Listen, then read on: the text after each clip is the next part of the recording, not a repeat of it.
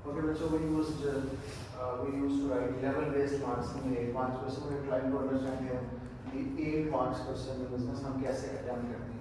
हमारा जो 2023 का सिलेबस है उसमें अच्छी बात ये है कि जहाँ भी 8 मार्क्स का क्वेश्चन आएगा उसकी मार्क्स की मेक जैसी होगी.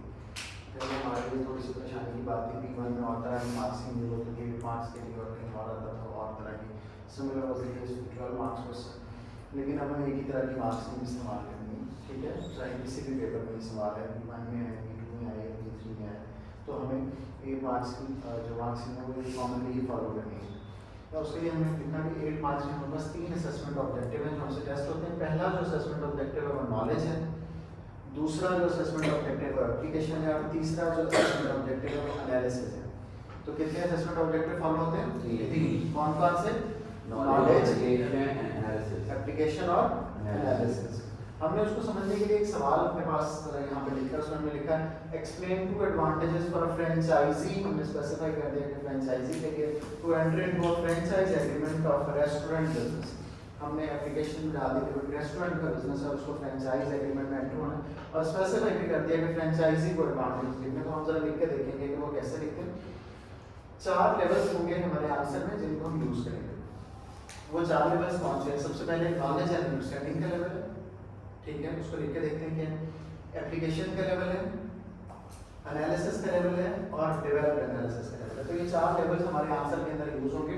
जब मैं कहता हूँ लेवल बेस्ड मार्क्स में तो इसका मतलब होगा कि हम हर पैराग्राफ में ये 4 लेवल्स अचीव करेंगे.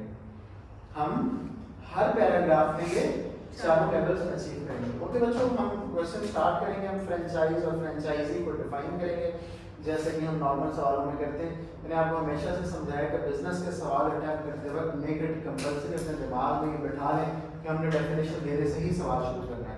हमने फ्रेंचाइज और फ्रेंचाइजी को डिफाइन कर दिया और उसके बाद हमने अपनी लेवल बेस्ड मार्क्स भी मिलना शुरू की. तो पहले हम लिख लेते हैं डिफाइन फ्रेंचाइज फ्रेंचाइजी, और उसके बाद हम लेवल 1 अपना लिखने की कोशिश करते हैं कि कैसे हम उसको अचीव करते हैं. By entering into a franchise agreement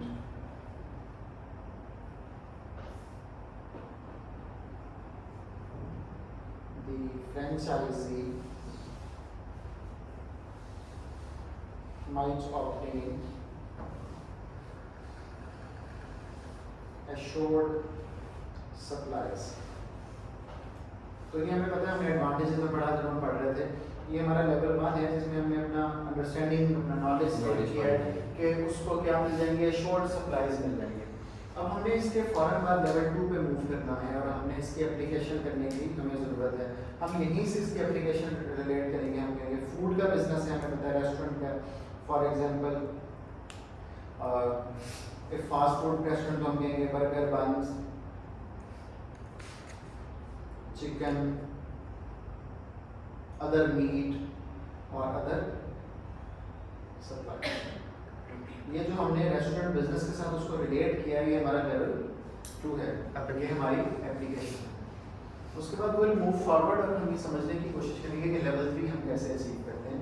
हमने इसका एनालिसिस करना है. हमने इसके बारे में ये सोचना है कि ऐसा क्यों होगा, जैसे कि 2 W's मैंने आपको सिखाए हैं.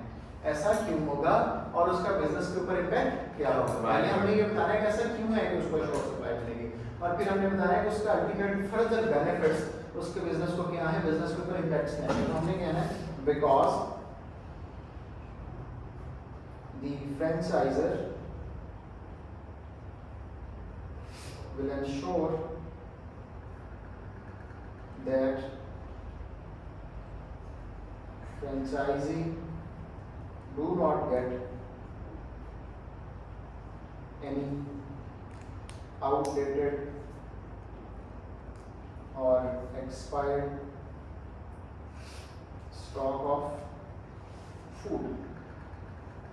अब हमने यहाँ पे दोबारा फूड का लफ्ज़ यूज़ कर दिया. हमने एक और दफ़ा एप्लीकेशन कर दिया. एप्लीकेशन की कोई बाउंड्रीज नहीं है बच्चों कि आप एक दफ़ा करेंगे, 2 दफ़ा करेंगे. You need to develop whole of your answer on the application.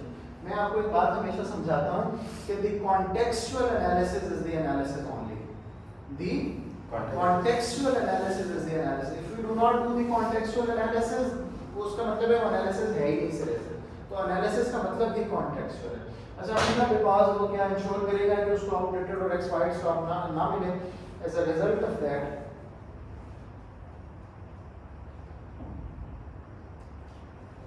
the franchisee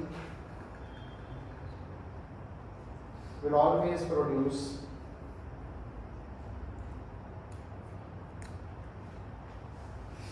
fresh stock या fresh food, ठीक है। अब क्या होगा, अगर उसको आउटडेटेड या खराब स्टॉक नहीं मिलेगा, एक्सपायर्ड स्टॉक नहीं मिलेगा किसी भी मीट का, चिकन का, तो उसके पास क्या होगा, हमेशा फ्रेश फूड होगा।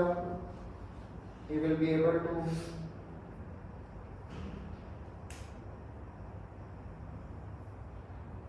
satisfy customers।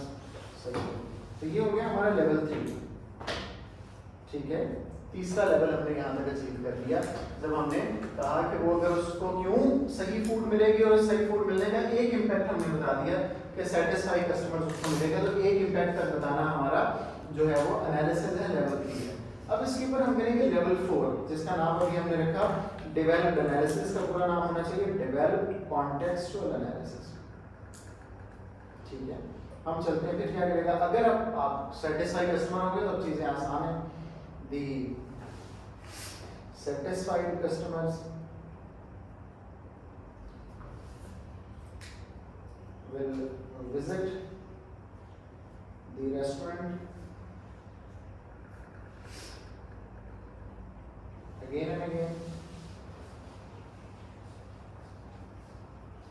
We also refer the food quality to other people. In both cases, the sales of restaurant will increase.